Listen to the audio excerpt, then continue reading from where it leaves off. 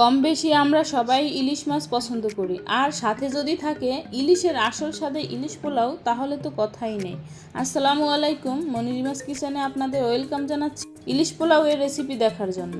আজকের ইলিশ পোলাও রেসিপিটি একটু ভিন্নভাবে তৈরি করেছি। ইলিশের স্বাদ অক্ষুণ্ণ রাখার জন্য একটা টেকনিক ব্যবহার করেছি, যাতে করে এই ইলিশ পোলাওতে থাকবে আসল ইলিশের স্বাদ ও ফ্লেভার।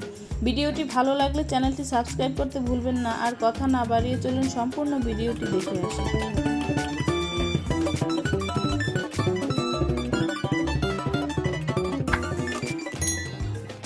এখানে 800 গ্রামের মতো একটি ইলিশ মাছ আগে থেকে কেটে ভালোভাবে ধুয়ে পরিষ্কার করে নিয়েছি।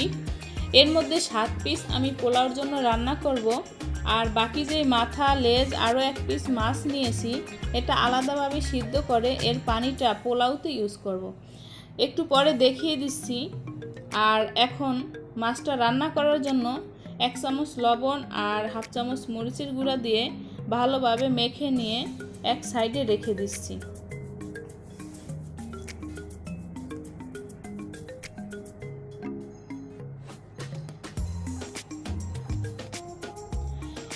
এবার পেঁয়াজ বেরেস্তা করার জন্য পর্যাপ্ত পরিমাণে তেল দিয়েছি, আর 1 কাপ পেঁয়াজ দিয়ে দিলাম। এবারে আমি বেরেস্তাটা করে নিচ্ছি। এবারে অন্য চুলায় 3 লিটার পরিমাণে পানি দিয়ে যেই মাথা, মাছ আর লেজ রেখেছিলাম এগুলো দিয়ে দিচ্ছি। পানিটা বলক হলে চুলার আঁচ মাঝারিতে রেখে দেব। এতে করে হবে কি, মাছের তেল ও ফ্লেভার দুটোই বের হবে।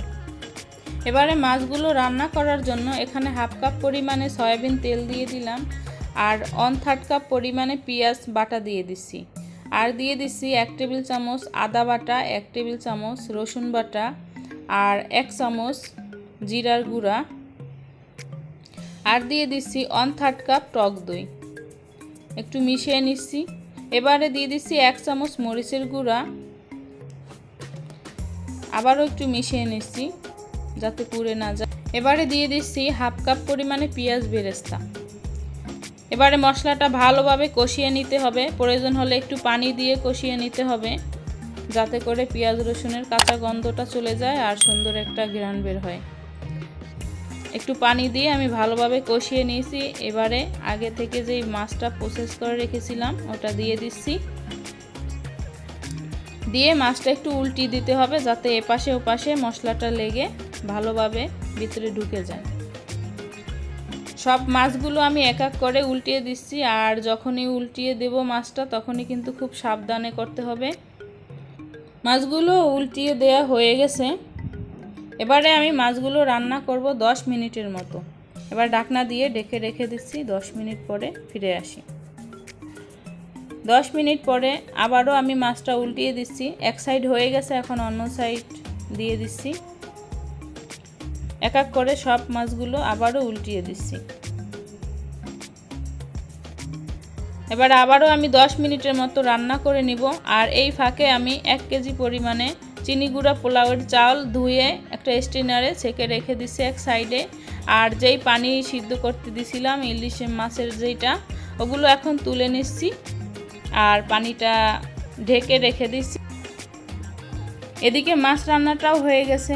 মোটামুটি আমি 20 মিনিটের মতো মাছটা রান্না করে নিয়েছি। এখন মাছগুলো খুব সাবধানে এক এক পিস করে তুলে নিচ্ছি। মশলাটা ছাড়িয়ে নিচ্ছি মাছের গা থেকে, তুলে এক সাইডে রেখে দিচ্ছি। এবার পোলাও রান্না করার জন্য একটা কড়াইতে আমি 3 টেবিল চামচ ঘি দিয়ে দিলাম। এবারে দিয়ে দিচ্ছি 4টা দারুচিনি, 5-6টার মতো এলাচ, আর 2-3টা লবঙ্গ, আর 2টো তেজপাতা দিয়ে দিলাম। একটু হালকা ভেজে নিচ্ছি। এখন দিয়ে দিচ্ছি 1/2 কাপ পরিমাণে সয়াবিন তেল, আর দিয়ে দিচ্ছি 1/2 কাপ পরিমাণে পেঁয়াজ। হালকা একটু ব্রাউন করে ভেজে নেব। ব্রাউন করে ভেজে নেওয়ার পরে এখন আমি সেই আগে থেকে চাল ধুয়ে রেখেছিলাম ওগুলো দিয়ে দিচ্ছি। এই চালটা আমি 10 মিনিটের মতো ভেজে নেব, আর সাথে কিছু উপকরণ অ্যাড করব। এবারে দিয়ে দিচ্ছি আমি 1 চামচ রসুন বাটা, 1 চামচ আদা বাটা দিয়ে মেখে নিচ্ছি, ভালোভাবে চালের সাথে ভেজে নিচ্ছি। এখন দিয়ে দিচ্ছি 1/3 কাপ পরিমাণে গুঁড়া দুধ। চালটা নাড়া কোনোভাবেই বন্ধ করা যাবে না, যেন নিচ থেকে পুড়ে না যায়, চালটা খেয়াল রাখতে হবে।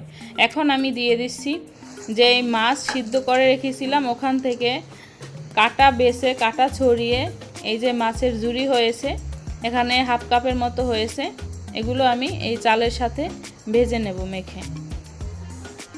কি ভাবছেন ইলিশের পানি, ইলিশ মাছ, আবার ইলিশের ঝুরি, এত ইলিশ?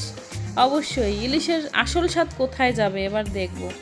এবারে আমি সেই যে পানি রেখেছি সিদ্ধ করে ইলিশের মাছের, সেই পানিটা এখানে 2.5 লিটারের মতো আছে, সম্পূর্ণই লাগবে, আমি দিয়ে দিলাম। দিয়ে আমি ঢেকে রেখে দিচ্ছি নেড়েচেড়ে। এবার যেই পানিটা একটু কমে আসবে তখনই আমি যেই মাছের মশলাটা আছে সেই মাছের মশলাটা দিয়ে ভালোভাবে নেড়েচেড়ে নিয়ে এখন দিয়ে দিচ্ছি 8-10টার মতো কাঁচামরিচ। এই কাঁচামরিচের সুন্দর একটা ফ্লেভার আছে আর ঝালও কিছুটা বের হবে। ঢেকে রেখে দিচ্ছি আরও 15-20 মিনিটের মতো। এবারে উপর থেকে আমি কিছুটা ভাত তুলে নিচ্ছি, মাছগুলো এখন দিয়ে দিচ্ছি, হাত দিয়ে একটু সরিয়ে সরিয়ে দিচ্ছি, আর মশলাটাও যাতে সম্পূর্ণ মিশে যায় একটু মশলাটাও ছাড়িয়ে দিচ্ছি।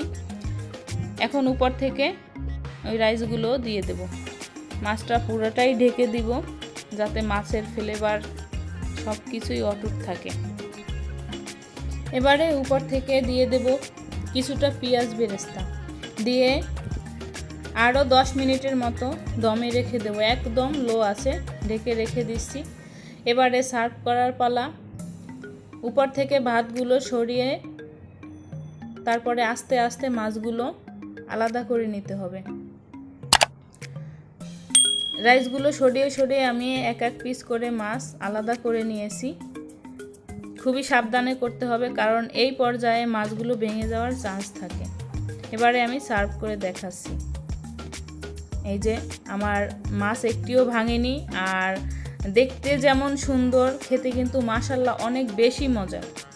এভাবে যদি আপনারা রান্না করেন বাসায়, আপনার ফ্যামিলি মেম্বার্সরা আপনাকে বাহ বাহ বলতে বাধ্য হবে, এতটাই মজার হয়েছে।